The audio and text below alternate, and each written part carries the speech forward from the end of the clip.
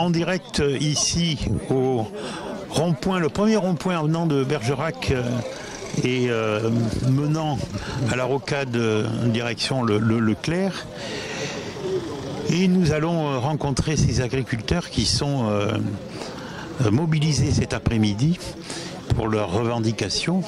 Alors ils étaient très nombreux à ce rond-point et ils sont en train de se disperser pour aller bloquer plusieurs ronds-points. Ça va aller jusqu'au rond-point de Saint-Antoine-de-Breuil. Certains tracteurs sont partis bloquer le Leclerc de Pineuil.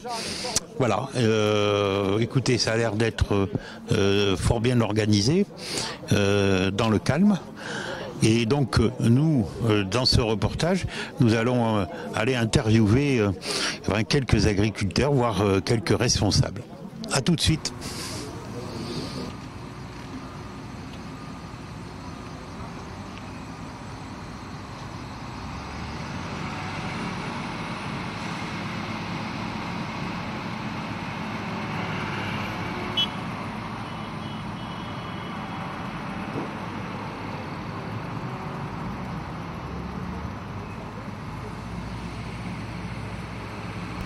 Émile Faure, je ne me suis pas trompé, vous êtes vice-président des jeunes agriculteurs de Sainte-Foy-la-Grande.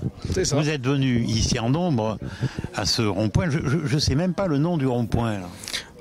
Personnellement, alors nous on l'appelle rond-point de Point P, mais je ne saurais même pas vous le dire. Un petit peu de pub, donc c'est le premier rond-point pratiquement venant de Bergerac. C'est ça. Bon. Vous êtes venus très nombreux, dites donc, aujourd'hui. Et étonnamment, oui, on est venus assez nombreux. C'était pas prévu d'être ce nombre, justement, parce que hier on est allé soutenir nos collègues à Bergerac. Oui. Donc on s'est retrouvés tous ensemble et c'est là qu'on a pris la décision donc, de venir bloquer sur Sainte-Foy-la-Grande, parce qu'il n'y avait pas encore d'action de prévu. Nous, au syndicat, on avait pris la décision donc, d'aller bloquer Bordeaux, mais à ce niveau-là, on n'était pas forcément soutenu pour venir localement ici. Mais bon, il était quand même important. Voilà, tout le monde ne pouvait pas spécialement aller à Bordeaux. Tout le monde avait envie quand même de bouger parce que la filière bouge. Donc, on s'est tous réunis. Puis voilà, aujourd'hui, on est assez nombreux. On bloque 3 ronds-points. Voilà, c'est ce que j'allais vous dire. Il y a le rond-point de Leclerc, le rond-point du Leclerc à Pineuil et le rond-point de Saint-Antoine-de-Breuil. Voilà, donc on bloque pas mal d'axes quand même. C'est un succès pratiquement déjà.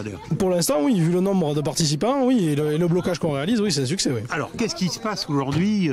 Pourquoi cette manifestation ? Pour plusieurs raisons.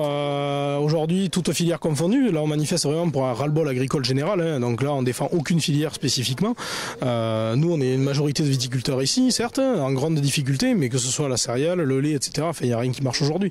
Donc, ce qu'on revendique aujourd'hui, c'est majoritairement des augmentations de taxes, aujourd'hui qui sont plutôt punitives pour l'agriculture, un manque de rémunération, un manque qu'on n'arrive plus aujourd'hui, enfin on n'arrive pas depuis très longtemps à se dégager de revenus sur nos exploitations, donc de salaire, à payer notre travail. Déjà, rien que de payer nos factures, c'est un exploit quand on y arrive.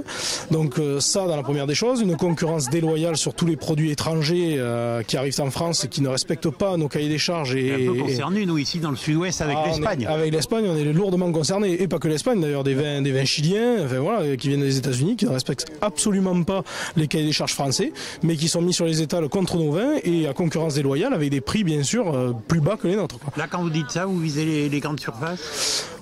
Tout le monde, personne ne joue vraiment le jeu. Après, le gros défaut aujourd'hui du système français, on en parle aujourd'hui, c'est la loi Egalim. La loi Egalim ne s'applique pas du tout pour la filière agri, malheureusement, alors que ça a été voté. La filière viticole, ça c'est vrai, c'est un défaut, l'avait refusé. Aujourd'hui, on aimerait revenir dessus parce qu'on voit bien qu'on ne s'y retrouve pas du tout. Donc, on aimerait que ce dispositif soit vraiment appliqué et voilà, qu'on joue à armes égales dans les pays de l'Union européenne, quoi. Dans notre région, il y a quand même pas mal de viticulteurs qui ont décidé de jeter l'éponge et qui arrachent.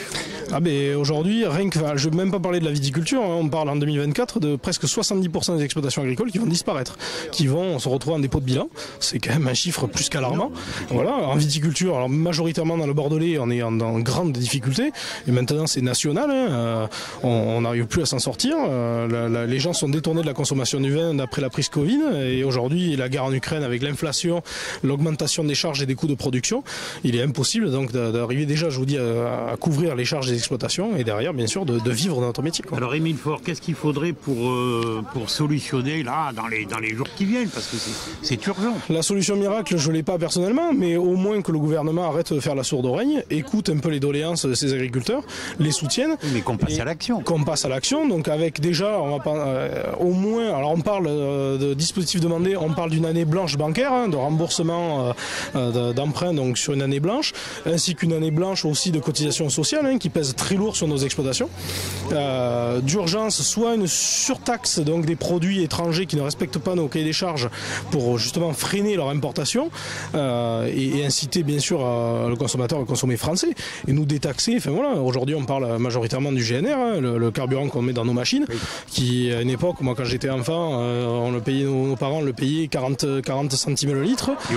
Et aujourd'hui, moi j'en ai eu fait rentrer à 1,70 € pendant la crise ukrainienne.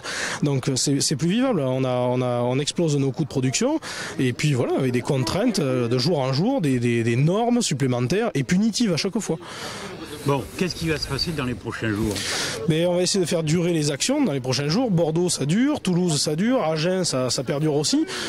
Ici, à Sainte-Foy, on vient juste de démarrer, donc je ne sais pas combien de temps on va tenir. Hein, mais nos collègues de Bergerac... Ça ne dure pas pour durer. Ça dure parce qu'on n'a pas... Voilà, on va avoir des réponses. Des contacts, des réponses. On va avoir des réponses. Au moins un dialogue dans l'immédiat. Après, faut pas se leurrer. Hein. Il n'y aura pas de solution miracle en claquant des doigts. Majoritairement, tout ce qui se décide, c'est au niveau de l'Union européenne. Majoritairement, c'est des décrets qui sont lourds à mettre en place, ça n'évoluera pas dans les prochains mois.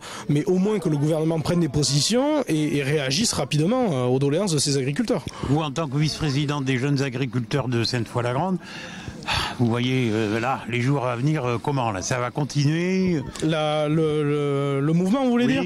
Oui, je pense que le mouvement va perdurer, parce qu'ici, tous réunis, là, on se connaît tous dans le coin, on n'a plus rien à perdre. On va droit à la catastrophe sur nos exploitations, on va droit au dépôt de bilan, donc on n'a vraiment plus rien à perdre. Donc, on se relaiera s'il faut, certains ont des bêtes à soigner, d'autres des impératifs, mais on essaiera de faire perdurer les mouvements. Je ne peux pas vous dire qu'on va rester là 10 jours, mais voilà, il faut que ça dure, il faut que le gouvernement entende ce qu'on a à leur dire. Donc dans les jours prochains, les routes vont être un petit peu difficilement praticables. Ça va être difficilement praticable. Après, bon, je vois qu'aujourd'hui, sur les routes, quand on se déplace, on a quand même le soutien de la population. Ça fait quand même chaud au cœur. Ça fait chaud au cœur venant des populations, mais je pense qu'eux aussi en ont ras-le-bol de toutes les augmentations générales. Hein. C'est vraiment un ras-le-bol général et pas qu'agricole. Après, ça serait bien peut-être que dans les prochains jours, d'autres se lient à nous, comme les syndicats des transports, etc. Histoire de vraiment d'avoir une action complète. Et donc, on verra vraiment la répercussion de ces mouvements-là dans les prochains jours, je pense. Du moins, j'espère. Je rappelle que vous êtes le vice-président des jeunes agriculteurs de Sainte-Foy-la-Grande. C'est ça. Merci Émile Faure, à bientôt sûrement. Mais j'espère.